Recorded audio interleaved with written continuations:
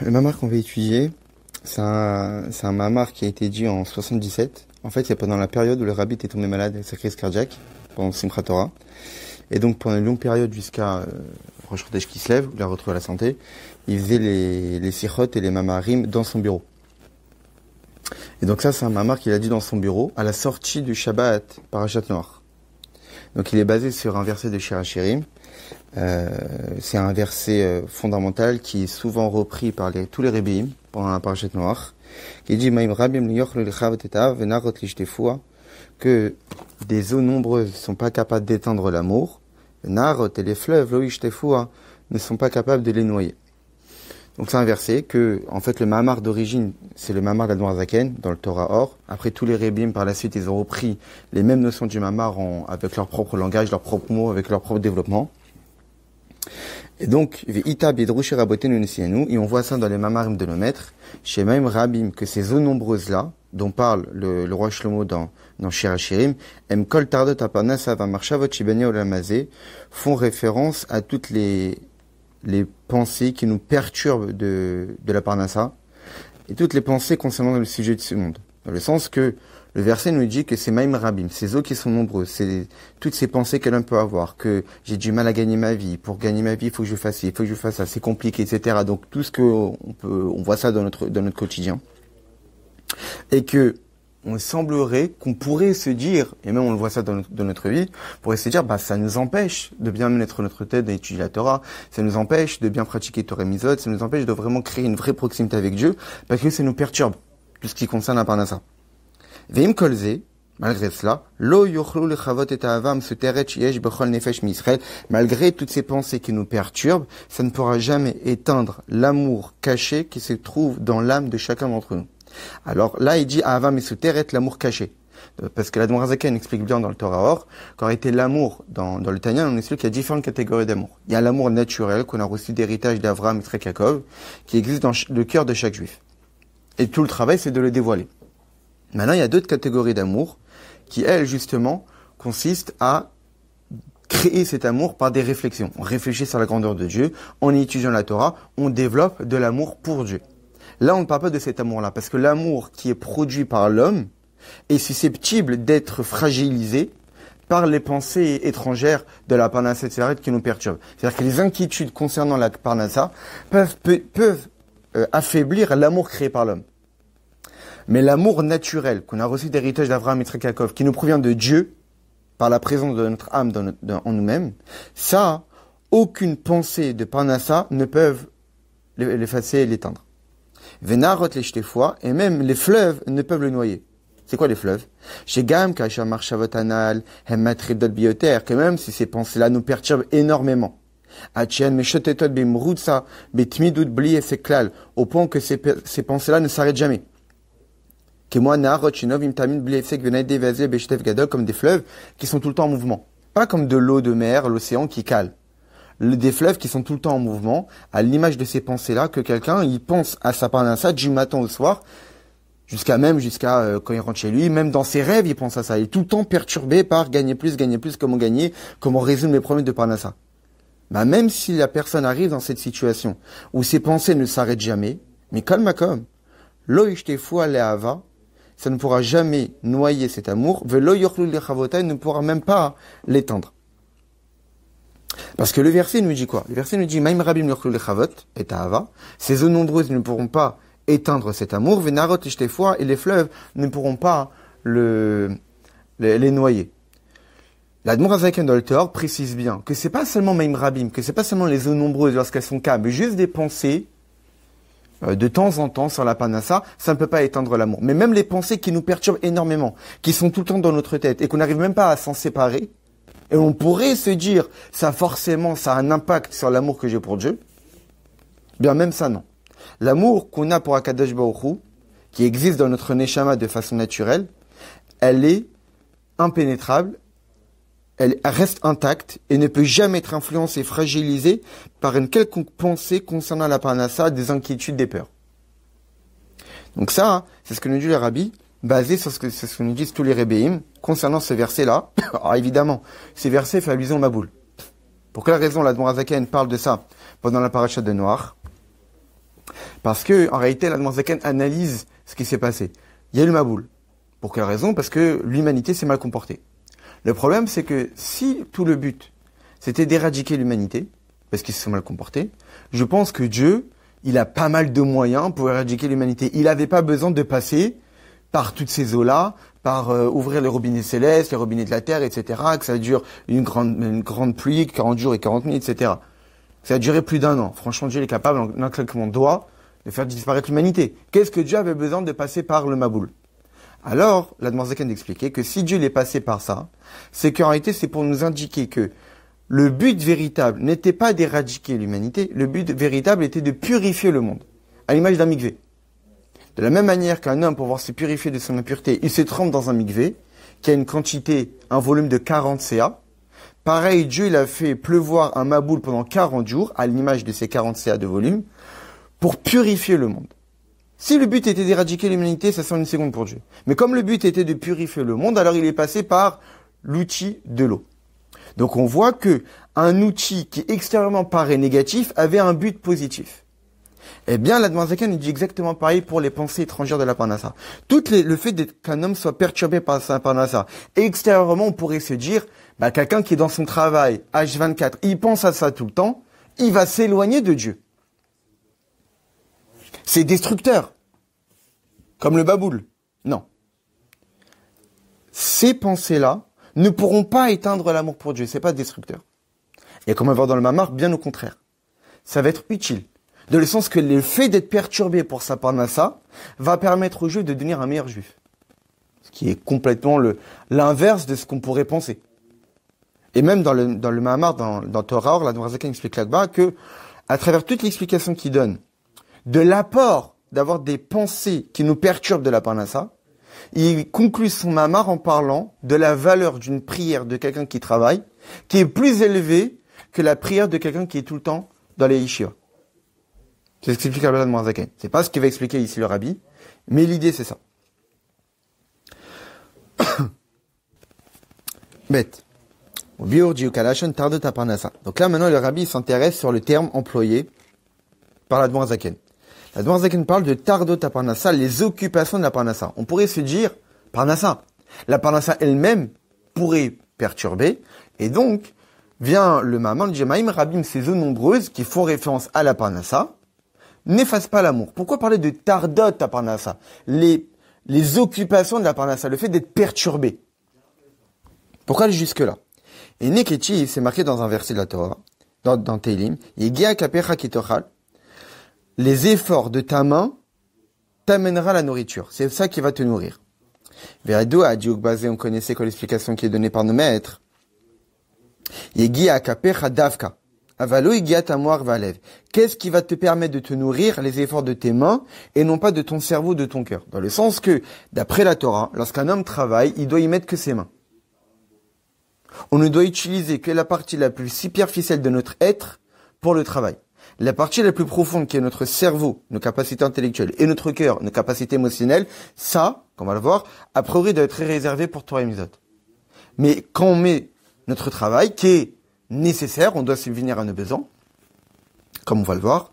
Pour autant, même si c'est une nécessité, on ne doit mettre que la partie la plus superficielle et pas tout notre être dans le travail. Vainu daga ma chère mitzadze shashefa bolamazil michechet derech levushateva.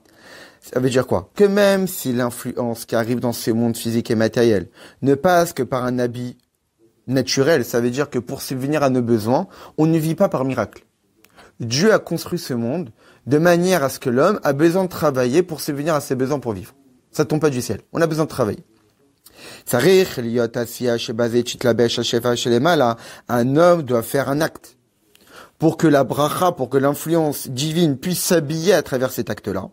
On reste pas les mains croisées et attendre que ça tombe du ciel. Non. Dieu attend de nous qu'on travaille. Comme c'est marqué dans la Torah. L'Éternel, ton Dieu, te bénira dans tout ce que tu feras. C'est-à-dire qu'il faut faire. Un homme ne doit pas rester assis sur sa chaise et attendre que ça vienne du ciel. Non. Dieu attend de toi de travailler. Au point même, au point même qu'à cause du voile qui existe dans le monde, non seulement il est nécessaire d'agir, mais même de se fatiguer pour subvenir à nos besoins. Et si on regarde dans la note 10, le Rabbi dit Lahir, comme on peut le voir, dans la paracha de la semaine dernière, chez Bezat Apecha Tochalechem, que c'est par la sueur de ton front, de ton visage, Tochalechem, que tu mangeras le pain. Nitradesh la rechet et sedat, que après la faute d'Adam Arishon, Dieu a puni Adam Arishon en disant que maintenant, pour subvenir à tes besoins, c'est par la sueur qui sera sur ton front. Dans le sens que, à l'origine, il fallait agir pour subvenir à ses besoins. Mais à cause de ta faute, maintenant, tu vas devoir te fatiguer. C'est-à-dire que plus une personne se trouve dans une situation d'obscurité, de voile, plus il va devoir fournir des efforts supplémentaires pour subvenir à ses besoins. Donc ça veut dire que Dieu a créé le monde de manière à ce que l'homme doit agir. À cause de la faute d'Adam Arishon, non seulement il doit agir, mais même jusqu'à se fatiguer. Mais comme malgré cela, en tsarich le'asik ba'asi hazo, kimrak et kochat achitzonim shelo.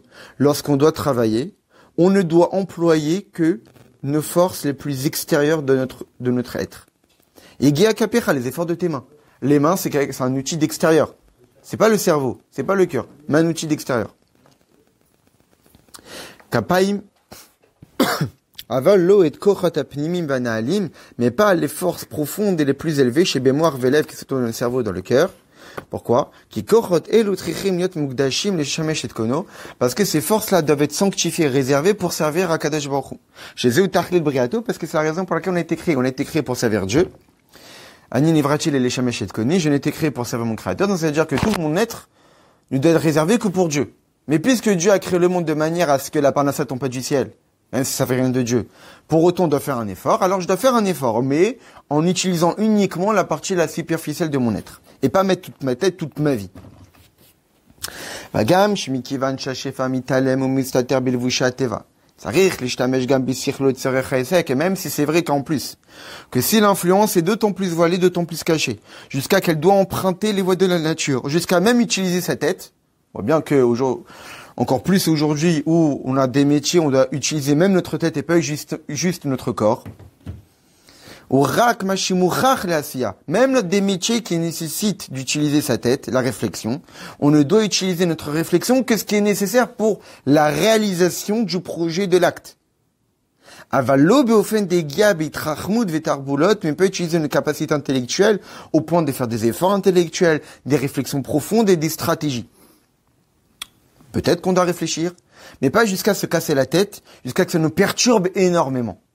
Donc là, le Rabbi nous dit que lorsqu'on travaille, on ne doit utiliser que les parties les plus superficielles. Alors peut-être que certains vont dire, oui, mais travailler plus pour gagner plus, que si on utilise plus nos capacités, alors peut-être qu'on gagnera plus.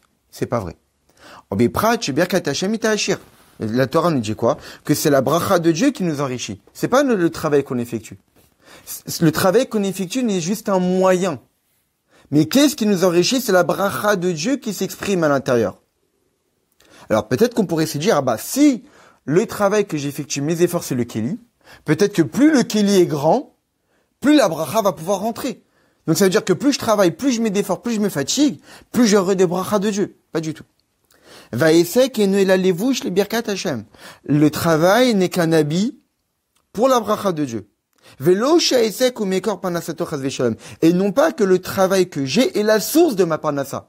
C'est juste un moyen, ce n'est pas la source. La source de ma parnassa, c'est la bracha de Dieu, qui va emprunter le travail que j'ai pour pouvoir se réaliser, se concrétiser dans ce monde. Mais c'est pas la source. Arimouvan, et de là, qu'est-ce qu'on comprend? Et donc là, le Rabbi rapporte ce que dit Tzemar Tzedek dans Derech Mizotecha, chez Bedugmat alevushim bepashtut, amar bebelevushim, lo adjif meuma, va derabe mekalkel yoter. Là-bas, le Tzemar Tzedek donne l'exemple.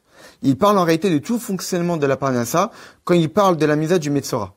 Et là-bas, que nous dit Tzemar Tzedek, il dit que puisque la parnassa qu'on a, le travail qu'on a, c'est un habit, eh bien, généralement, lorsque quelqu'un, il a un habit, il faut que l'habit soit exactement à sa taille. S'il est trop court, ça est ridicule. Et si l'habit il est trop long, aussi c'est ridicule. Et non seulement c'est ridicule, mais lorsque l'habit il est trop long, on va trébucher et tomber. Bien que c'est exactement pareil. Quelqu'un qui fait trop d'efforts dans sa parnassa, c'est-à-dire il met trop d'habits. Parce que le travail, c'est l'habit, pour que la bracha de Dieu puisse s'exprimer à l'intérieur. Mais si mon habit il est trop long, non seulement je vais paraître ridicule aux yeux des gens, mais je vais même trébucher. Quelqu'un qui a un pantalon qui est trop long, il va se casser la figure. Eh bien, c'est exactement pareil. Quelqu'un qui met trop d'efforts dans son travail, lui, il croit qu'il gagnera plus, mais non, il va trébucher. C'est-à-dire qu'il pourra même pas bien profiter de la bracha de Dieu. La bracha de Dieu ne peut s'exprimer que dans un réceptacle qui est pile à la taille de la bracha de Dieu. Ni plus, ni moins. Alors, il y a certaines personnes, l'Admor Amtsaï dans l'un de ses livres, le Derech Chaim, qui est un livre qui parle de la Teshuvah, mais dans son introduction là-bas, il parle du mécanisme de la Parnassa. Comment fonctionne la Parnassa? Et il dit là-bas, en se basant sur le Gemara, qu'il y a deux manières de gagner sa Parnassa. Il parle là-bas qu'il y a certaines personnes qu'en faisant un petit peu, ils gagnent énormément. Ils ont une bracha en faisant très peu. Alors qu'il y en a d'autres qui vont monter des affaires un seul, et démonter des business, et encore des business. Ils vont devoir faire énormément d'efforts, mais sans pour autant gagner plus. En réalité, tout ça est dépendant de la relation qu'on a avec l'étude de la Torah. Là-bas, la Gemara explique qu'en réalité, l'homme, il doit être soumis à un hol, à un joug. Il doit être soumis à une fatigue. Si l'homme se fatigue dans l'étude de la Torah, alors Dieu va le préserver de la fatigue du travail, et donc son travail, il sera capable de faire peu pour gagner ce qu'il faut. D'autres qui ne mettent pas la fatigue dans l'étude de la Torah, mais puisqu'on doit se fatiguer, alors Dieu lui donnera de la fatigue dans un autre domaine, qui est la Parnassa. Et donc il va devoir se fatiguer énormément pour gagner quelque chose, que s'il mettait la fatigue dans l'étude de la Torah, il n'aurait pas eu besoin de mettre autant de fatigue là-dedans. Bon, ça serait bien de regarder là-bas dans les mots, comment tout l'explique là-dedans, MC là-bas. Mais ce qu'il dit ici le Rabbi, c'est que puisque la Parnassa dépend de la bracha de Dieu, et que la bracha de Dieu emprunte notre travail, nos efforts, mais qui n'est qu'un lévouche, qu'un habit, mais si la personne pense que je vais augmenter l'habit pour que la bracha puisse encore plus se déverser à l'intérieur, c'est faux. Et c'est ça le terme employé tardot à Parnassa, le fait d'être perturbé, le fait d'être occupé dans la Parnassa. Parce que même si la personne serait dans une situation encore pire que ça, non seulement il travaille, non seulement il se fatigue, mais yesh le tardot à Parnassa. Il est occupé, il est perturbé, quotidiennement, toute la journée. Ça montre que c'est quelqu'un qui a une mauvaise vision de comment le monde fonctionne. Si on sait que la bracha vient de Dieu, alors pour quelle raison tu te casses la tête et te perturbes toute la journée, puisque de toutes les manières, que tu fasses plus ou que tu fasses moins, ça ne va rien changer à ce que Dieu a prévu de te donner. Toi, tu fais le kéli, et le reste vient de Dieu. Quelqu'un qui se dit, ah oui, il m'est arrivé ci, il m'est arrivé ça, je vais gagner. Ça vient de Dieu. Tout ce qui se passe autour, ce n'est que l'habit. Toi, tu dois faire l'effort, et c'est Dieu qui s'occupe du reste. Mais si la personne est perturbée, c'est qu'il voit mal les choses. C'est ça le terre de ta Parnassa. C'est que la personne s'est trouvée une situation, il voit mal comment le monde, en particulier comment le monde juif fonctionne, comment la Parnassa du juif fonctionne.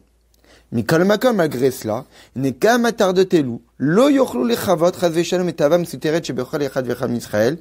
Malgré cela, les perturbations de la Parnassa ne pourront jamais éteindre, chaz veshalom, l'amour caché qui se trouve en chacun d'entre nous. C'est-à-dire que même quelqu'un qui voit mal le monde, qui voit mal la relation qu'il a avec Dieu d'un point de vue de sa Parnassa, et donc il est perturbé toute la journée, ça ne pourra jamais avoir un impact négatif sur la relation qu'il a avec Dieu, sur l'amour naturel qu'il a pour Dieu. L'amour qu'on a d'héritage d'Abraham, Yitzhak et Yaakov reste intact. Il faut comprendre pourquoi. On pourrait penser totalement contraire. Il y a même dans Sharet Shuvah d'Admor Amtsaï, il parle là-bas que tout le problème des fautes, il parle là-bas de ce qu'on appelle Timtum Alev et Tumat Alev, d'avoir le cœur bouché ou d'avoir le cœur impur. Et il parle là-bas du Timtum Alev, d'avoir le cœur bouché. Et c'est quoi le cœur bouché? C'est qu'on arrive à une situation où le juif a aucune sensibilité au divin. La personne prie, fait cette fille-là, il n'a pas l'impression d'avoir eu un regain de vitalité. Pourtant, le Mamsi, il commence à battre le Sharet Shuvah en disant que quand on mange, on se sent revigoré avec plus de vitalité. Quand on prie, puisqu'on est rentré en relation avec Dieu, qui est notre source de vie, on est censé ressentir qu'on a plus de vie. Pourtant, on voit bien qu'il y a certaines personnes qui, après la petite fille-là, ils ont l'impression il s'est rien passé à l'intérieur d'eux-mêmes. Ils ont aucune sensibilité au divin. Les utilisateurs, ils écoutent un shiur, il y a rien qui se passe à l'intérieur. Ils mettent les tefilines, il y a rien qui se passe. Pour quelle raison? Parce que le cœur, il est bouché. Comment on arrivait à ce que le cœur est bouché? Alors, la Gemara explique là-bas, parce que la personne a exagéré dans les plaisirs du monde. Étant donné qu'il a exagéré dans les plaisirs du monde, on parle même pas de choses interdites, même de choses permises, ça a pompé la vitalité qu'il y avait dans le cœur, et le cœur qui était tendre va devenir un cœur de pierre insensible. Et là-bas, il donne l'exemple aussi perturbation de la parnassa. Quelqu'un qui pense trop à sa parnassa quotidiennement au travail, ça pompe ses capacités intellectuelles qu'il aurait pu utiliser pour la Torah et les mitzvot. Et donc, ce qui a des impacts dans sa relation avec Dieu. Alors certes, c'est ce que j'ai dit tout à l'heure, ça c'est ce qui est produit par l'homme. C'est-à-dire que l'amour qu'on a pour Dieu, qui est la conséquence d'une réflexion, qu'on étudie la Torah, ça crée un amour pour Dieu. Cet amour-là créé par l'homme peut être perturbé et fragilisé par les pensées de Parnassa. Mais l'amour inné qu'on a reçu de Dieu dans notre Neshama, ça c'est imperturbable. Ça c'est infranchissable, ça peut pas être fragilisé. Pourquoi? Cette idée nouvelle, que la Parnassa, que ces eaux nombreuses-là ne peuvent pas éteindre l'amour. Comment c'est possible? Logiquement, ça devrait avoir un impact. Pourtant, ça n'a pas d'impact. Pourquoi? Parce que c'est connu que la racine spirituelle de ces eaux nombreuses, ça veut dire d'où proviennent toutes ces pensées étrangères qui nous perturbent. Ou bifrina tatou chez Kadam les Tikkun, ça provient du système de Tohu qui a précédé le Tikkun. Alors la Zaken explique là-bas dans Torah Or, c'est quoi l'idée? Et il dit qu'en réalité, le Maboul avait pour but de purifier le monde. Comme c'est marqué dans le texte de la paracha, Veimach et Kol Yikum. Il a effacé, au point même que même une certaine quantité de terre, tellement que l'eau était forte, même une quantité de terre a été éradiquée. On a éradiqué une quantité de la terre elle-même. Pour enlever toute l'impureté. Mais pour que le monde puisse être totalement purifié et transformé de l'intérieur, évidemment que ça a nécessité d'une force qui est beaucoup plus élevée que le monde lui-même. D'où ça provient? Ça, du système de Tohu. Petit rappel, c'est quoi l'idée? On a vu dans la paracha de la semaine dernière qu'au tout début, le monde était Tohu Vavohu. Le texte nous dit que avant la création, avant que Dieu ne crée la lumière, c'était Tohu Vavohu. C'est quoi Tohu Vavohu? Des textes du Harizal, le Harizal explique que quand Dieu a voulu créer le monde, au tout début, il a créé des mondes, ensuite il les a détruits. Il a créé le monde, ensuite il les a détruits, jusqu'à créer les mondes dans lesquels on est. En réalité, le Harizal explique qu'avant le monde dans lequel on est, quand on dit le monde, ça veut dire ce monde physique, l'univers et tous les mondes spirituels qu'on connaît. Le monde d'Atzilut, Bria et Tzerasia. Tous ces mondes-là, ils appartiennent au système du Tikkun. Tikkun, ça veut dire réparer. Réparer quoi? Réparer un système qui était avant, qui a été détruit, qui est le système de Tohu. Comment fonctionnait ce système de Tohu? On voit dans la Chassidut que dans chaque monde spirituel, il y a des lumières, il y a des réceptacles. Que les lumières divines sont censées rentrer dans les réceptacles pour que la lumière divine puisse descendre de niveau en niveau, de monde en monde, et vitaliser les mondes inférieurs. Dans le système de Tohu, les lumières divines étaient beaucoup trop intenses, alors que les réceptacles étaient beaucoup trop petits. Ce qui fait que quand la lumière divine se sont dévoilées dans les réceptacles étaient trop faibles pour pouvoir supporter l'intensité, et il y a eu ce qu'on appelle Jvirat Ekelim, la cassure des réceptacles. C'est pour cette raison que, au tout début de la Torah, il y a marqué que le monde était Tohu Vavohu, Ve'ruach Elokim merachefet al pnei hamaim, et un souffle divin planait au-dessus des eaux. Qu'est-ce qui est marqué dans Chassidut? Merachefet, répare, met. 288 étincelles sont mortes. Dans le sens que quand la lumière est rentrée dans le réceptacle, il y a une cassure de réceptacle et ça a créé 288 étincelles qui sont tombées dans notre système à nous, qui sont les étincelles divines qui se cachent dans les choses matérielles, dont on a pour but de les élever. Ce qu'on appelle birur ha-nitzosot. Élever les nitzosot lorsqu'on mange, quand on fait une bracha, qu'on utilise pour faire Torah et Mitzvot, etc. Eh bien, ces lumières divines étaient extrêmement élevées dans le monde de Tohu. Beaucoup plus élevées que les lumières divines qui sont dans notre système à nous. C'est pour cette raison que souvent le rabbi dit que pour faire venir Mashiach, il faut dévoiler les lumières de Tohu, les lumières extrêmement grandes, dans les réceptacles de Tikkun, les réceptacles du système dans lequel on est, qui sont plus grands. Alors, pour quelle raison, en réalité, se rendre plus dans les détails, pour quelle raison il y a eu Jvirat Hakelim, cette cassure de réceptacles dans le monde de Tohu? Parce que le système, comment c'était créé avant, c'est un système assez particulier. Le système dans lequel on est, le système de Tikkun, les 10 sphirot, les 10 attributs divins, Dieu les a créés de manière à ce qu'il y ait une harmonie. Comment est cette harmonie-là? C'est que les 10 attributs divins, donc Chachma, Bina, Da'at, Chesed, Gvura, Tiferet, Netzach, Yesod, Malchut, ces 10 attributs divins sont créés de manière à ce que dans chacun des attributs, il y a les 10 autres. Dans Chesed, il y a Gvura. Il y a aussi Tiferet. Il y a aussi Netzach. Le fameux passage, tout Sfirat HaOmer, Chesed, Shebe Gvura, Chesed, Shebe Tiferet, etc. Quand deux personnes, par exemple, discutent, moi je pense quelque chose et quelqu'un pense différemment. L'être humain est capable, que même si on pense différemment, même si on a des natures différentes, on va pas quand même se casser la figure. On est capable d'accepter les différences. Pour quelle raison on est capable d'accepter les différences? Parce que Dieu a créé l'humain de manière à ce qu'on accepte les différences. Parce que dans ma nature de chesed, il y a la rigueur. Donc, même si j'ai nature d'être quelqu'un de chesed, puisque dans ma nature de chesed, il y a quand même une trace de rigueur, alors je peux accepter la rigueur. C'est pas quelque chose qui est totalement opposé à moi. J'ai une part de gvoura en moi. Et heureusement, parce que comment on pourrait se marier avec une femme? La femme, par définition, elle est rigueur. L'homme, par définition, il est chesed. C'est pour cette raison que souvent que une femme, elle est très protocolaire. Quand c'est comme ça, c'est comme ça. Un homme, il est beaucoup plus indulgent, il est beaucoup plus souple. Quand on tombe sur un flic homme, il peut nous laisser passer. Mais si on tombe sur un flic femme, c'est comme ça, t'as l'amant, etc. Parce que c'est très protocolaire. La femme, c'est rigueur, alors que l'homme, c'est plutôt chesed. Mais pour quelle raison on peut se marier avec une femme avec un homme? Parce que dans notre nature des chesed, il y a de la gvoura, donc on accepte. Et dans la nature de gvoura de la femme, il y a du chesed, donc elle accepte. Ça, c'est le système d'harmonie dans lequel on est. C'est pour cette raison qu'on appelle tikkun. Ça fonctionne, c'est réparable. Le système de Tohu, c'est que le chesed, c'était du pur chesed. Et la gvoura, c'était de la pure gvoura. Comment on peut avoir un monde spirituel qui fonctionne lorsque les 10 attributs divins doivent travailler ensemble, chesed pur avec gvoura pur? Ça ne marchait pas. Donc c'est pour cette raison qu'il y avait trop de chesed, trop de gvoura, il n'y avait pas de cohérence, il n'y avait pas de symbiose, et donc ça s'est cassé. Mais donc ces lumières étaient tellement grandes. C'était du pur chesed, c'était un chesed qui était énorme, des gvoura très énormes. Donc les lumières étaient gigantesques. Donc c'est pour cette raison que pour ces eaux nombreuses pour purifier le monde, il fallait que ça provienne de lumière divine qui est extrêmement élevée. Donc le système de Tohu. Et donc, ce Maboula, ce déluge-là, est allusionné, fait allusion à toutes nos pensées étrangères de Parnassa, qui relèvent de ce monde matériel. Or, toute la vitalité de ce monde matériel provient du Tohu. Donc ça veut dire que nos pensées qui nous perturbent proviennent des systèmes de Tohu-là. Vezeu harabuta basé chez Maim Rabim le yochlu les chavot et ta'ava venarot les shtefua. Et c'est ça l'idée extraordinaire. C'est que nous qui appartenons au système de Tikkun, même notre Neshama qui appartient au système de Tikkun, notre Neshama provient du monde d'Atsilut, donc du système de Tikkun. Nos pensées étrangères de Parnassa proviennent du système de Tohu, donc beaucoup plus élevé. Malgré que nos pensées qui nous perturbent de la Parnassa, qui proviennent des problèmes de ce monde et ses inquiétudes, qui proviennent d'un monde spirituel qui est plus élevé que notre Neshama elle-même, ça perturbe pas. Notre amour reste intact. Comment c'est possible?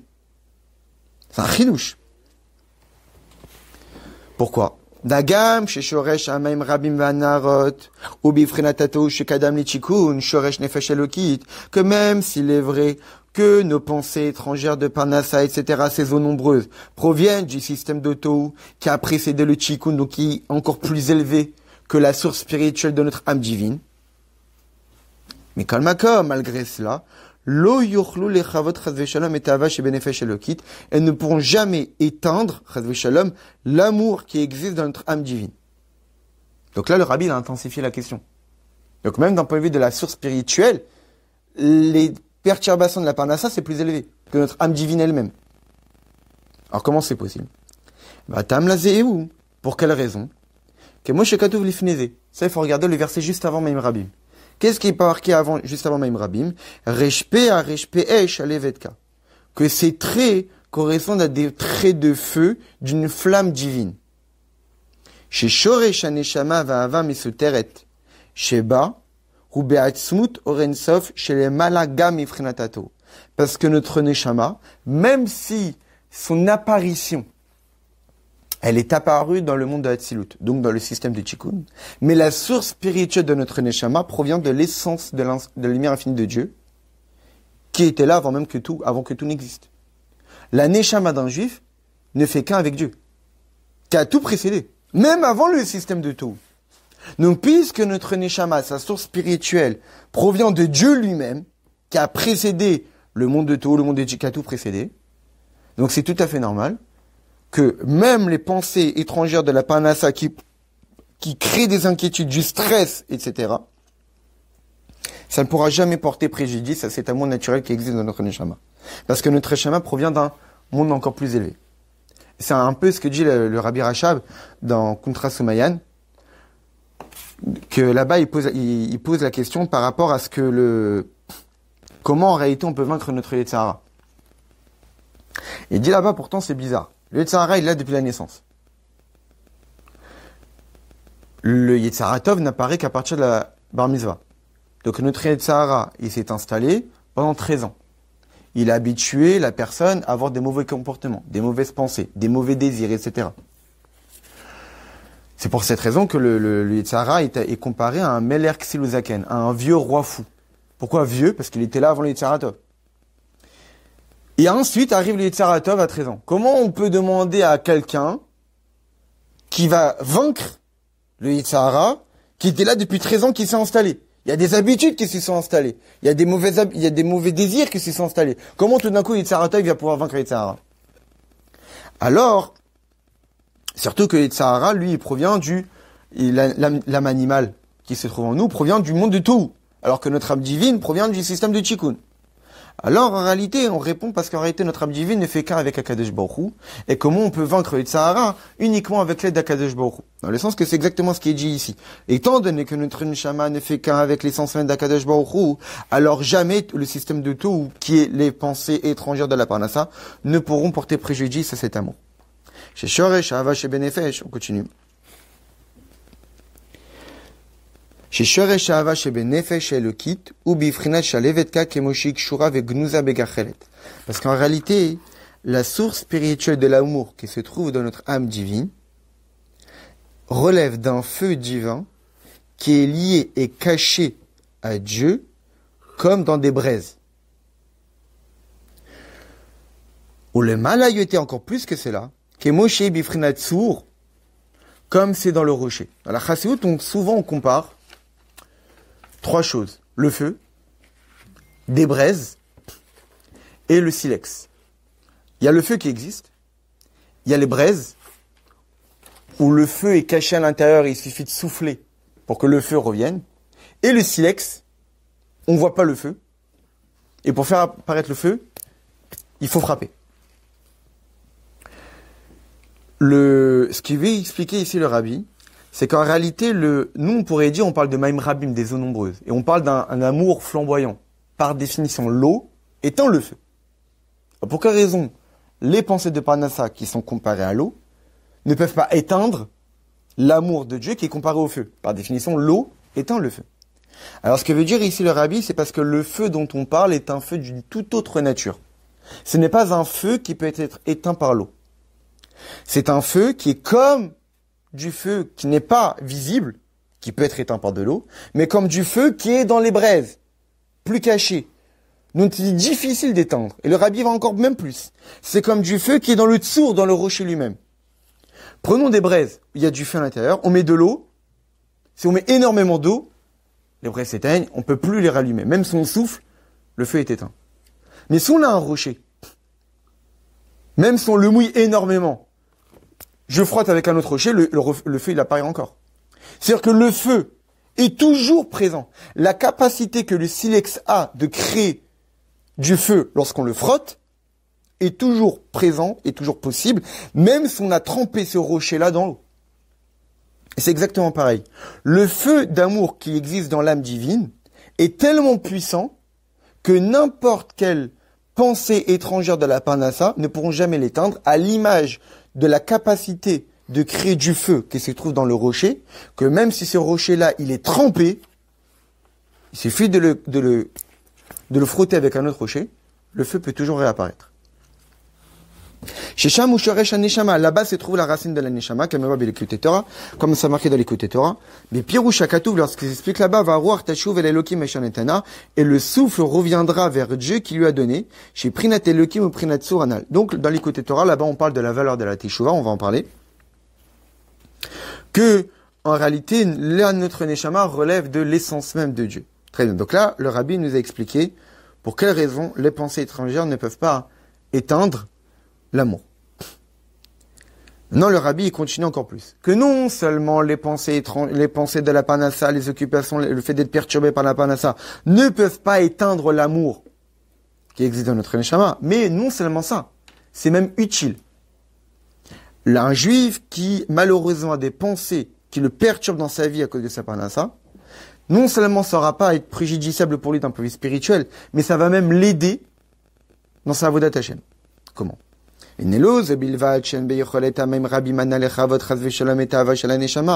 non seulement ces eaux nombreuses ne sont pas capables d'éteindre l'amour qui se trouve dans les neshama, il est teramisé même plus que cela. Grâce à ces pensées-là, ça apporte du plus dans l'amour de Dieu. Quelqu'un qui travaille sera capable d'aimer plus Dieu que quelqu'un qui est toute la journée à Yeshua. C'est ce qu'explique le Dmarzaken là-bas dans le Torah. Et là, le rabbi va expliquer pourquoi. Parce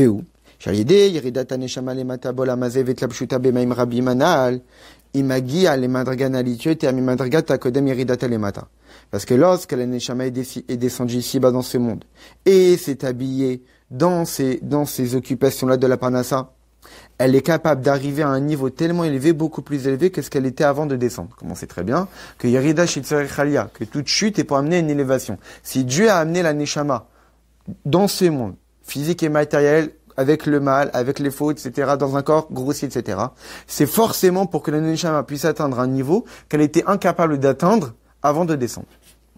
Donc on voit bien que le fait d'être perturbé par la parnassa, c'est quelque chose qui peut apporter à la neshama d'atteindre un niveau spirituel qu'elle était incapable d'atteindre en restant tranquillement là-haut sous le trône céleste. Pourquoi? Et c'est ça justement tout le but de la parnassa. Et donc c'est pour cette raison qu'ils sont incapables d'éteindre l'amour. Parce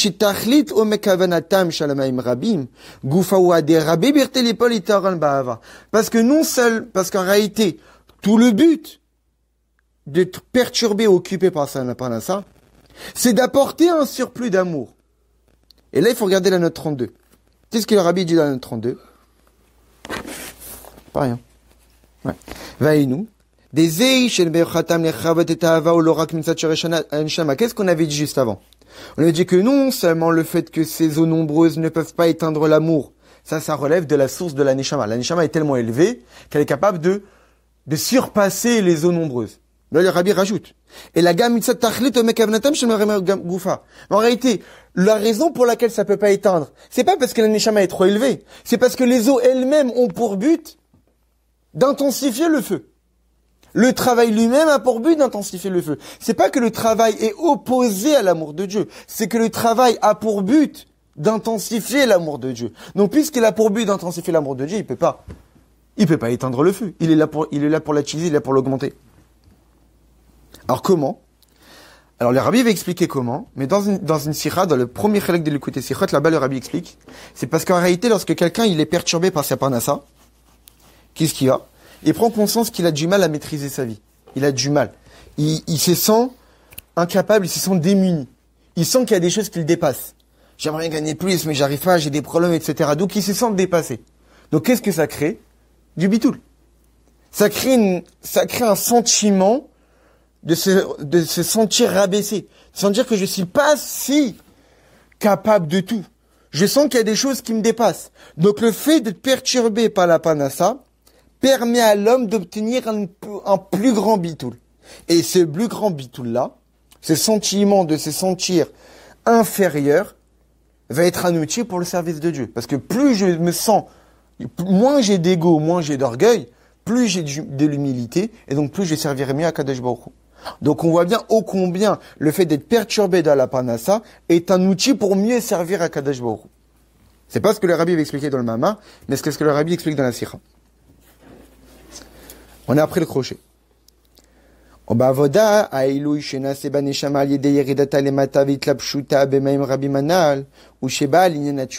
quel est l'apport dans le service de Dieu? Quelle est l'élévation apportée à la neshama lorsqu'elle descend ici-bas, et encore plus lorsqu'elle s'habille dans le travail, dans les occupations de la parnassa, le fait d'être perturbée? C'est parce qu'elle atteint le niveau de la teshuva. Et c'est ce que le rabbi il dit dans la note 35. Chez Zoua Chirutsa Michi Lama yarda neshama l'olam hazeh. Et c'est ça la réponse véritable. Pourquoi la neshama est descendue dans ces mondes? Pourquoi la neshama est descendue dans ces mondes? Atteindre Teshuvah. C'est ça. Tout le but pour lequel, pourquoi la neshama est descendue, c'est atteindre le niveau de Teshuvah. Parce que le niveau de Teshuvah, c'est le niveau le plus élevé de ce que la neshama est capable d'atteindre. Mais pour arriver au niveau des Teshuvah, c'est qu'il faut tomber. Alors, pas forcément fauter. Même si on rentre dans les détails, il y a plein de sikhos où le rabbi dit que ça fait partie du projet de Dieu, ça fait partie du programme, etc. Non, c'est pas le sujet. Et Kayadoua, on reprend. Et Kayadoua, que les neshamot, avant de descendre dans un corps, elles sont comme des tzadikim, elles sont d'un niveau d'un tzadik.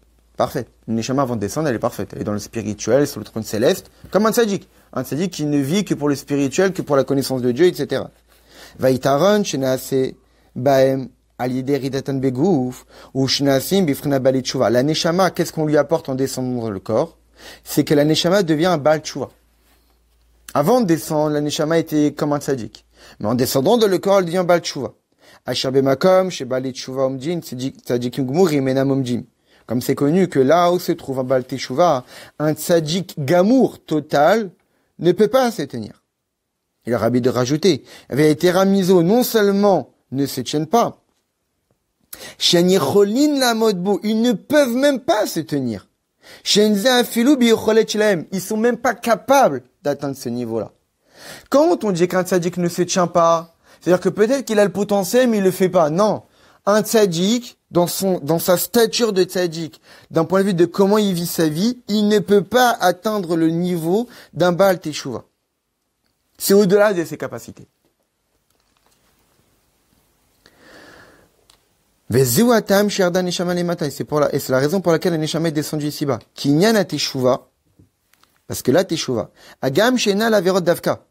Même si la Teshuvah, par définition, c'est revenir vers Dieu. On n'a pas besoin de faire des fautes pour revenir vers Dieu. Dieu est infini, donc on peut toujours se rapprocher de l'infini. Donc même quelqu'un qui est parfait, il peut tout le temps faire Teshuvah. Parce que l'infini est inatteignable. Donc on peut toujours faire Teshuvah. Au point même que le rabbi explique dans une sikha que la Teshuvah concerne même les tzadikim gmurim, parce qu'ils doivent faire Teshuvah le fait d'être un être humain. Le fait d'être un être humain pour eux, d'avoir un corps, est une limite. Donc ils doivent faire Teshuvah, c'est leur stature d'être un être humain. Même des personnes qui ne fautent jamais. Kim, Ashavat Anefesh Nemkora Veshorasha, la Teshuvah consiste à faire revenir la Neshama à sa source.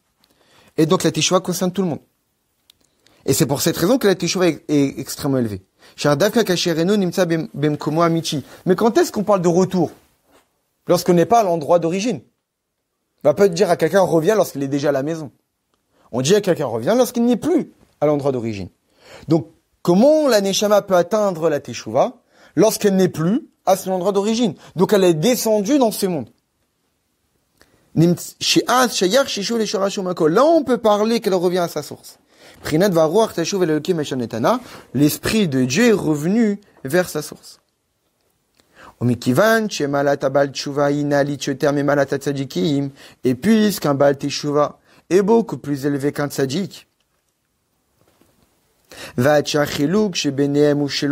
au point que la différence entre un Baal Teshuvah et un tzadik n'est pas une différence dont on peut comparer, c'est une différence incomparable. Comme c'est qu'on compare le chiffre 1 million avec l'infini. On peut comparer 1 million avec 1. Mais 1 million avec l'infini ou 1 avec l'infini, c'est la même différence. C'est incomparable. Eh bien, c'est ça la différence entre un Baal Teshuvah et un tzadik. C'est pour cette raison on dit que les tzadikim sont incapables de se tenir là-bas. Ça relève des capacités qu'ils n'ont pas. Pour quelle raison? Parce qu'en réalité, ils n'étaient pas dans le rocher. Qu'est-ce qui permet à quelqu'un de faire teshuvah? C'est la connaissance qu'il a eu du rocher. C'est parce qu'il était dans le rocher de l'obscurité qu'il a ressenti l'envie énorme de se rapprocher de Dieu. Un tzadik qui est tout le temps dans le Kodesh, dans la sainteté, il n'a pas cette envie-là. C'est ce que dit le Baal Shem Tov. J'ai le désir pour toi, Dieu, ainsi, ainsi dans la sainteté, j'aimerais te voir autant que je t'ai vu quand j'étais dans le désert. Quand quelqu'un il est dans le désert, il a une énorme soif. Mais bien qu'il arrive dans une oasis où il y a de l'eau, il n'aura pas la même soif. Ce que dit le David Améler dans Tehillim, c'est que un juif, il se dit, j'aimerais bien avoir la même soif de toi, Dieu, quand je me suis bien spirituellement, au même titre que quand j'étais mal. Parce que quand j'étais mal spirituellement, j'avais une tellement grande soif de toi que j'avais envie de me rapprocher, de venir avec toi. Mais maintenant que je suis bien spirituellement, j'ai perdu cette soif. Parce que je suis habitué au spirituel, parce que je me comporte bien. J'aimerais bien avoir la même. Ce qu'un tzaddik n'a pas, et ce qu'un Baal Teshuvah a. La reine, à l'idée inana Teshuvah chimitradesh baneshama biredata lemata, arimitali tcheter gami kefi shaita beshorasha. C'est pour cette raison que cette Teshuvah-là, qui est apparue dans la Neshama, lorsqu'elle est descendue ici-bas, lui permet d'atteindre un niveau beaucoup plus élevé que ce qu'elle était auparavant. Et ça, on peut l'expliquer par rapport à ce qu'expliquait en Chassidut, ce qu'explique le Rabbi dans un mamar sur l'Akba Omer. Là-bas, le Rabbi il pose la question pour quelle raison les Iloula de Rabbi Shimon Bar Yochai s'appelle une Iloula. Iloula en arabe, c'est dire un mariage. Lorsqu'un tzaddik quitte ce monde, c'est un jour triste. Comment on peut appeler ça un mariage? Quel rapport? Un mariage, c'est un jour de joie, alors qu'un tzaddik qui quitte ce monde, c'est un jour où même normalement, al-pi al-acha, on devrait jeûner. Comment on peut appeler ça un Iloula, un jour de mariage? Alors dans ces mahamar, en Tafshin Yutet, le Rabbi explique longuement c'est quoi la différence entre des malachim et des neshamot. Un sujet qui est souvent expliqué à Chassidut.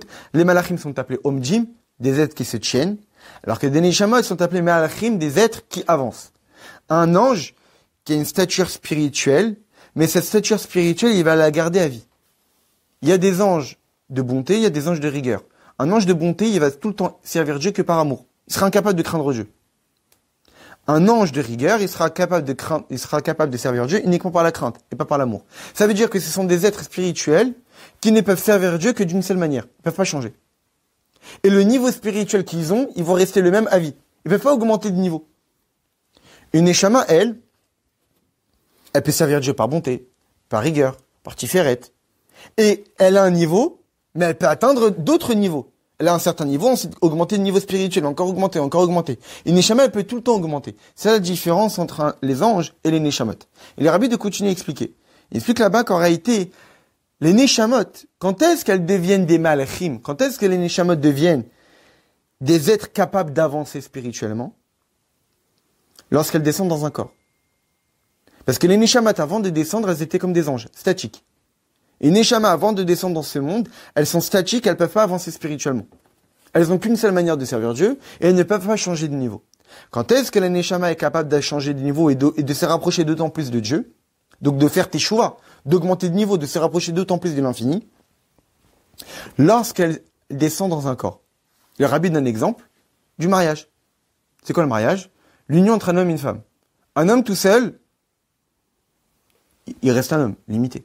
Une femme toute seule, elle reste une femme, limitée. Mais un homme qui s'unit avec une femme, ça donne des enfants. Et ces enfants vont donner des enfants. Et ces enfants vont donner des enfants. Donc ça crée l'infini. C'est-à-dire que l'homme tout seul, il est porteur de fini. La femme toute seule, elle est porteur de fini. Mais l'homme et la femme qui s'unissent, ils créent l'infini. Ça veut dire que c'est à travers l'union de quelqu'un qui est différent de nous-mêmes qu'on est capable d'atteindre l'infini. Quand est-ce que la neshama est capable d'atteindre l'infini? Lorsqu'elle s'unit avec un outil, un être qui est différent d'elle-même, qui est le corps. C'est ça ce que dit le Rabbi ici. C'est que la neshama, telle qu'elle était là-haut, elle reste dans le domaine du spirituel, elle peut pas bouger. C'est un tzaddik qui est tout le temps dans le spirituel. Mais lorsque le neshama descend dans ce monde et rentre dans un corps, et encore plus il rentre dans un travail, et encore plus il rentre dans des pensées qui le perturbent, alors là, la neshama est rentrée en connexion avec des choses qui sont complètement opposées à ce qu'elle est censée être. Et c'est justement en lien avec les choses qui sont opposées à elle qu'elle est capable d'atteindre l'infini, de faire teshuva, et donc d'atteindre des niveaux qu'elle n'était incapable d'atteindre avant. Et là, le Rabbi va encore expliquer d'autant plus. Vagam, sheshoresh haneshamot ubatzmuto yitbarer shelemala mikol hagiluim. Et même si la source des neshamot se trouve dans l'essence même de Dieu, qui est au-delà de tous les dévoilements. C'est-à-dire quoi que c'est au-delà de tous les dévoilements? Comme on peut le prouver de ce que dit nos maîtres dans le Midrash. Qu'est-ce qu'ils nous disent là-bas?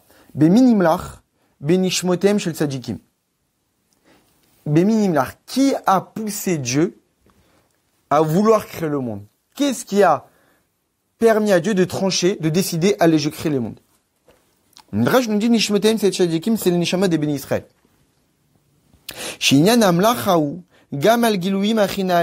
La décision de Dieu de créer, c'est même pour les dévoilements les plus élevés. C'est-à-dire qu'au départ, il n'y avait que Dieu. À un moment, entre guillemets, même ça ne veut rien dire, parce que le temps n'existait pas, donc ça veut rien dire de dire à un moment donné, mais bon. À un moment donné, Dieu a voulu créer le monde. Mais qu'est-ce qui a poussé Dieu à vouloir créer le monde? C'est les Neshamot des Tzadikim.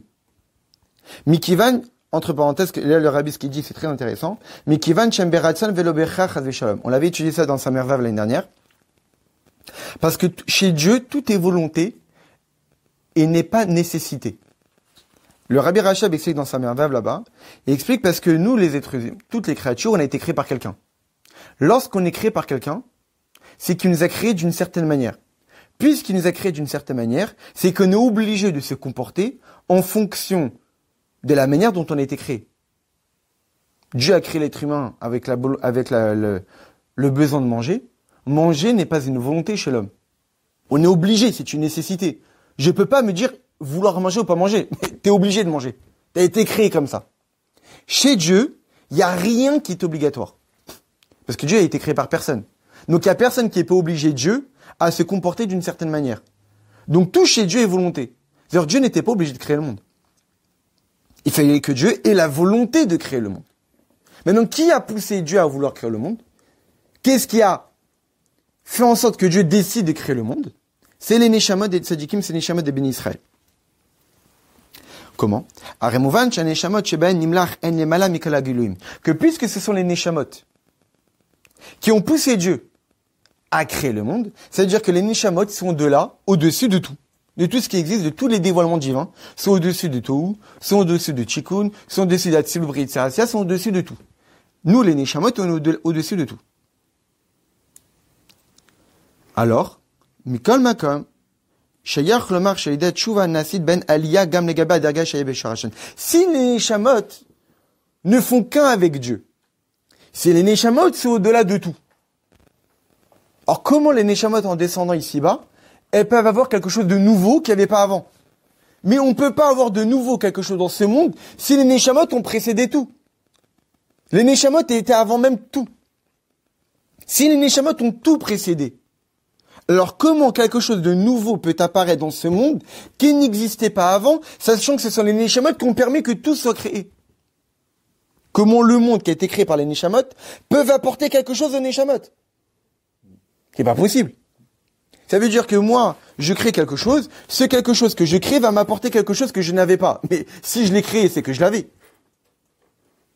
Comment les Neshamot peuvent être à l'origine de la création de tous les mondes, et à grâce au monde, en descendant dans ce monde, dans un corps, etc., on va pouvoir leur apporter quelque chose qu'elles n'avaient pas avant. Mais elles étaient là, celles qui ont permis au monde de tout créer. Et bien le rabbi nous dit, malgré cela, oui, en descendant dans ce monde, elles ont obtenu quelque chose. Comment c'est possible? Comment comprendre ça? C'est illogique. On peut comprendre ça grâce à ce que nous dit le Maguid de Mezerich. Mais Perush Mamarazal, par rapport à ce que nous disent le maître, Israël a loubé machashava, que les Béni Israël sont montés dans la pensée de Dieu. Les Béni Israël relèvent de la pensée de Dieu.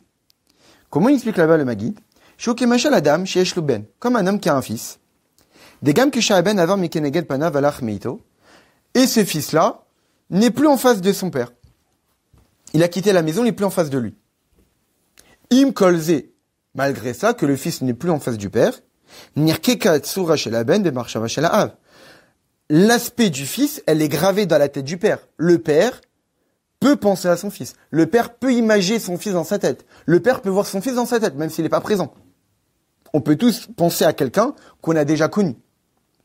Il est clair dans ma tête. Et là, chez Bebne Adam, cherche Davka, Bemi Shiesh Loben.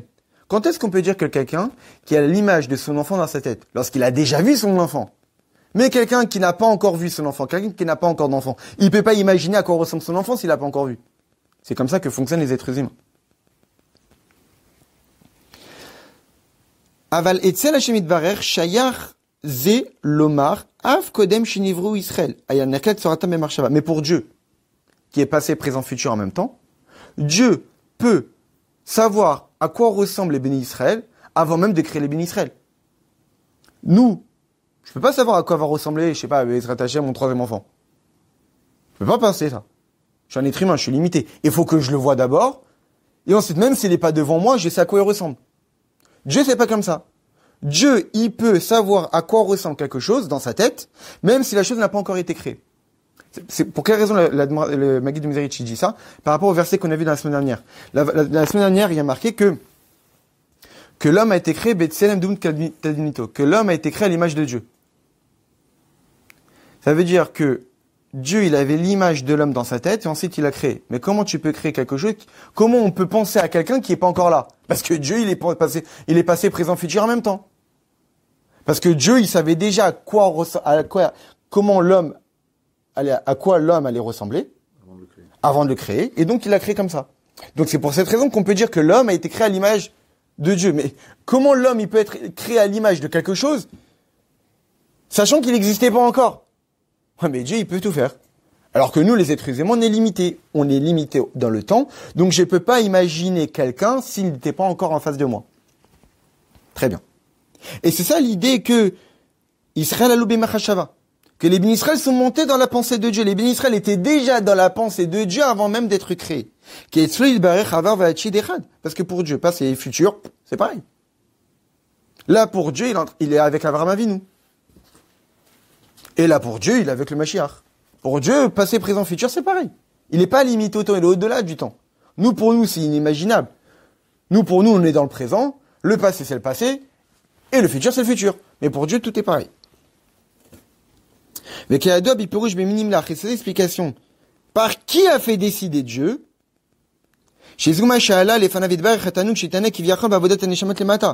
Parce que Dieu, il a vu le plaisir qu'il aura des Béni Israël qui feront Torah et Mitzvot. Donc comme Dieu il a vu le plaisir qu'il aura des Béni Israël qui font Torah et Mitzvot dans le futur, alors avant même de créer le monde, ça l'a poussé à créer le monde.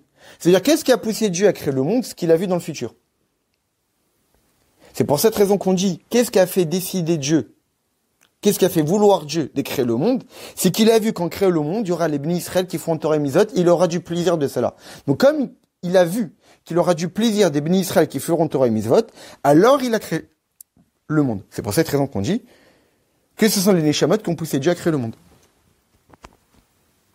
Mais ça veut dire que Dieu, c'est-à-dire que les Neshamot, tels qu'ils étaient dans Dieu, dans la pensée de Dieu, Dieu a vu les Neshamot tels qu'ils étaient en train de faire Torah et Mitzvot dans ce monde. Ça veut dire que dans notre source spirituelle, on était déjà des Neshamot dans ce monde. Donc si dans notre source spirituelle, on était déjà des Neshamot dans ce monde, alors comment peut-on dire que quand la Neshama descend ici-bas, elle va atteindre un niveau qu'elle n'avait pas avant? Mais c'est pas vrai. Puisque pour Dieu, c'est passé, présent, futur en même temps. Donc les Neshamot qui étaient là à l'origine de tout, étaient déjà des Neshamot de ce monde. Ils étaient déjà des Neshamot qui ont fait Teshuvah. Donc comment nous, les Neshamot, en étant dans ce monde, en faisant Teshuvah, on va atteindre un niveau encore plus élevé qu'il n'y avait pas avant? Mais c'est pas vrai. Puisque c'est justement nous, les Neshamot du futur, qui ont poussé Dieu à créer le monde. Donc nous, les Neshamot du futur, étaient déjà là. Donc il n'y a rien de nouveau. Donc même lorsque la Neshama descend ici-bas, elle ne peut pas atteindre un niveau qu'elle n'avait pas avant, puisque avant elle avait déjà le niveau du futur, niveau des Neshamot du futur. En réalité, d'après tout cela, on peut comprendre quelle est l'élévation que les Neshamot auront en descendant ici-bas.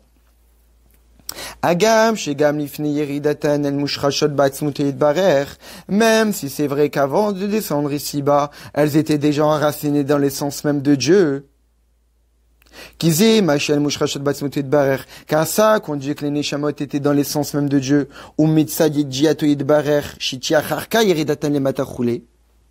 quand on dit qu'on était dans l'essence même de Dieu, c'est dans le point de vue de la connaissance de Dieu.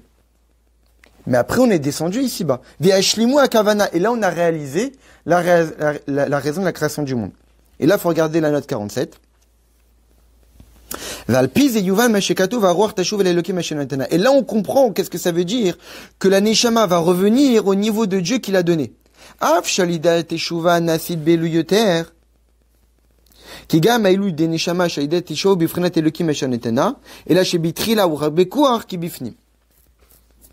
réalité, c'est pour cette raison qu'on le dit, il est marqué va avoir tashuv elokim asher netena, et l'esprit va revenir à ce que Dieu a donné. Mais non, on a dit que quand la neshama est ici-bas, elle va atteindre un niveau qu'elle n'avait pas auparavant. En réalité, le niveau qu'elle va atteindre qu'elle n'avait pas auparavant, Dieu l'avait déjà, puisqu'il a imaginé, il a déjà vu dans le futur ce qu'on est censé être. Mais, il y a une grande différence. Dernière page. Même si dès le départ, les Neshamot savaient avec certitude qu'on allait accomplir la mission que Dieu nous a donnée, ça c'était en potentiel. Mais toute la grandeur que nous on obtient dans ce monde, c'est qu'on le réalise. En réalité, toute la grandeur que la Neshama obtient ici-bas, qu'elle n'avait pas avant, c'est la réalisation du projet. Parce que le projet lui-même, on le connaissait déjà. La Teshuvah, on l'avait déjà. Qu'on fasse Dira Betartonim, on l'avait déjà. Parce que Dieu a déjà tout vu. Et c'est justement en voyant qu'on a réussi la mission que Dieu a créé le monde. C'est-à-dire que le fait même qu'on existe prouve qu'on a réussi. Le fait même qu'on existe prouve que Mashiach, on va l'avoir. Parce que si on n'avait pas eu Mashiach, Dieu n'aurait pas créé le monde. Dieu a créé le monde parce qu'il savait qu'on allait lui faire du plaisir. Parce qu'il savait qu'on allait faire Dira Betartonim. Donc le fait même qu'on existe est une preuve qu'on va réussir. Mais quelle est la grandeur qu'on obtient dans ce monde? C'est qu'on le réalise. Alors que dans la pensée de Dieu originelle, c'était qu'en potentiel. C'est pour cette raison que, c'est ça le détail dans le langage employé. Qui va faire décider Dieu? Benishmotem chez Tzadikim, les Neshamot des Tzadikim. Chez Biotem, Bifrinat Amlacha. Parce que tel qu'on était dans la pensée originelle de Dieu, on n'était que des tzadikim. Mais lorsqu'on est descendu dans ce monde, là on réalise le projet. Dans le sens que les Neshamot, dans l'essence même de Dieu, on était à un niveau de certitude d'accomplir la mission. On était dans un niveau où c'était évident qu'on allait réussir, comme un tzadik, où il réussit tout. Mais quand on est descendu dans ce monde, ces évidences-là ne sont plus évidentes. Ces certitudes ne sont plus certitudes pour nous aujourd'hui. Rien n'est certain qu'on va réussir le projet. Rien n'est certain qu'on va faire Torah et Mitzvot quotidiennement sans fauter. Donc on devient des vrais Baal Teshuvah. Un Baal Teshuvah, c'est quelqu'un qui revient du mal.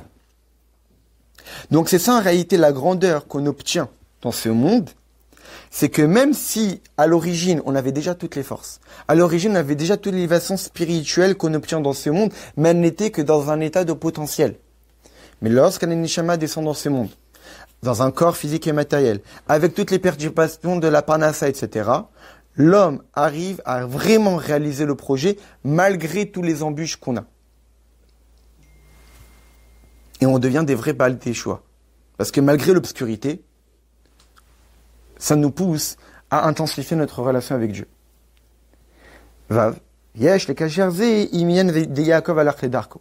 Et ça, il faut le lier avec toute la notion de la fin des fêtes. De Yaakov alach ledarko, Yaakov, il est revenu dans son chemin. Chez Bemotsai Shabbat Parashat Noir, qu'on peut dire à la sortie de Shabbat Parashat Noir. Ça veut dire qu'en réalité, même dans un Mahamar, c'est intéressant, le Rabbi dans un Mahamar disait que, à une certaine époque, on disait Yaakov alach ledarko après Yom Kippour. Ça veut dire que il y a le juif de Rosh Hashanah d'Aseret Yom Teshuvah de Yom Kippour, le juif le plus élevé. Et après, rentrer dans Sukkot, c'est déjà une chute. C'est-à-dire, on revient dans notre quotidien. C'est une phrase du Rabbi, ça? C'est une phrase de la Torah. Oui, mais c'est le Rabbi qui a sorti ça au niveau. Non, c'est tous les Rébim.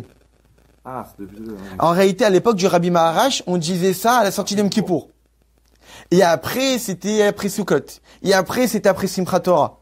Et maintenant, aujourd'hui, on a l'habitude de dire après Shabbat Bereshit. Et là, le Rabbi à cette époque, il a dit après Parashat Noir. C'est-à-dire que tellement on chute de niveau que pour nous, la semaine de Shabbat Bereshit, voire la semaine de Parashat Noir, c'est déjà tellement élevé par rapport au quotidien qu'on va avoir. Donc on a rallongé le Yaakov alach ledarko encore d'autant plus, tellement qu'il y a la chute des générations en génération. Donc là, le Rabbi dit que tout ce qu'on vient d'expliquer, c'est lié à l'idée de on était dans un mois de Tishri, élévation spirituelle, des mitzvot, des fêtes, etc. Et là, on retourne dans notre quotidien.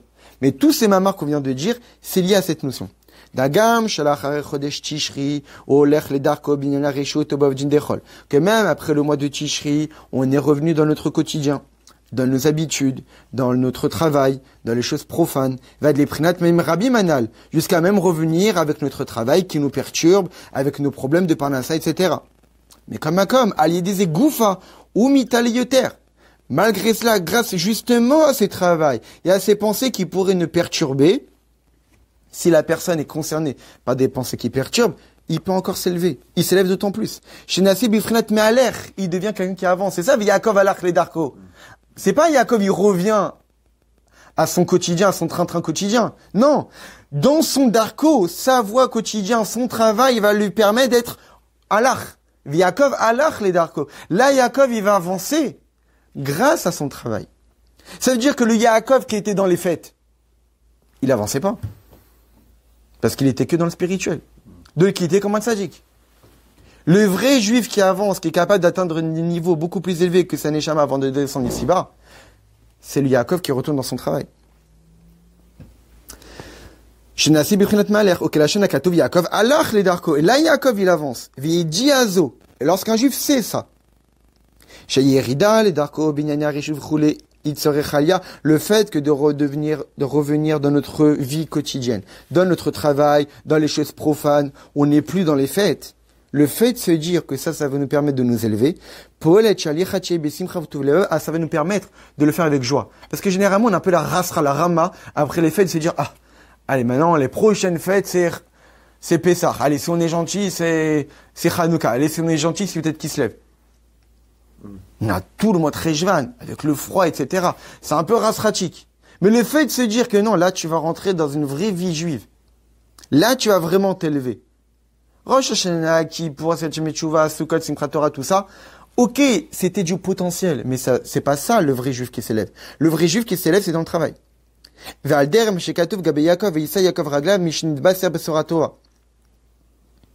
Comme à propos de Yaakov, qui est à marcher avec joie parce qu'il a donné une bonne nouvelle. Lorsqu'on apprend une bonne nouvelle, on est joyeux. Là, on vient d'apprendre une bonne nouvelle. Que notre quotidien, qui pourrait paraître triste par rapport au mois de fête qu'on a eu, eh bien, c'est justement ça qui va nous permettre de nous élever. Et ça va nous permettre de faire notre mission de façon pleine et complète, au-delà de toutes les limites. Parce que la joie permet de briser toutes les barrières.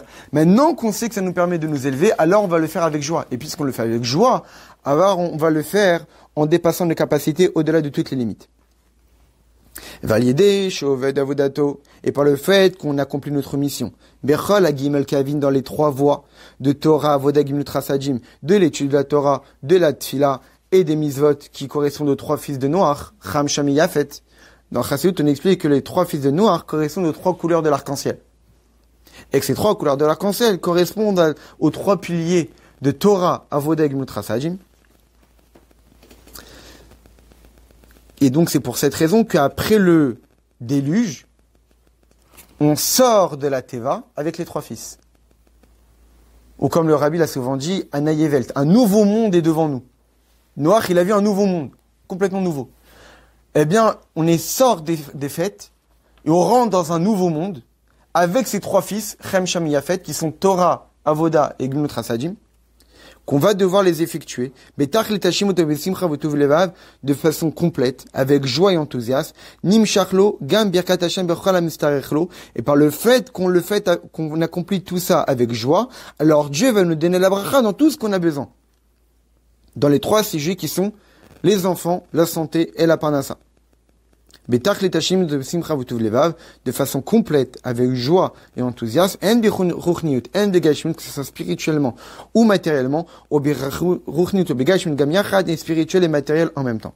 Et donc c'est ça l'idée, on rentre dans une vie de Maïm Rabim. Là on rentre dans une vie où on a le travail, on a les occupations qui pourraient nous paraître très très loin par rapport au fait, et en réalité c'est justement ces occupations-là qui extérieurement peuvent paraître un déluge, mais un déluge qui purifie, un déluge qui nous permet de nous élever.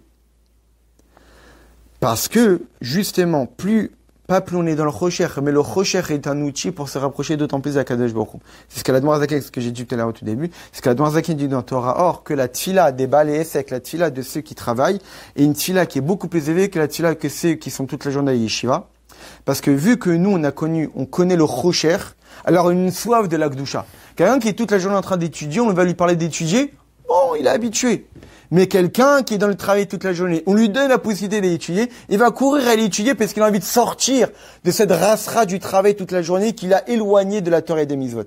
Mais en réalité, plus on est dans le travail, à condition qu'on le fait correctement, comme on l'a dit, en ayant conscience que c'est la bracha de Dieu qui nous donne la parnassa, et le travail n'est qu'un habit.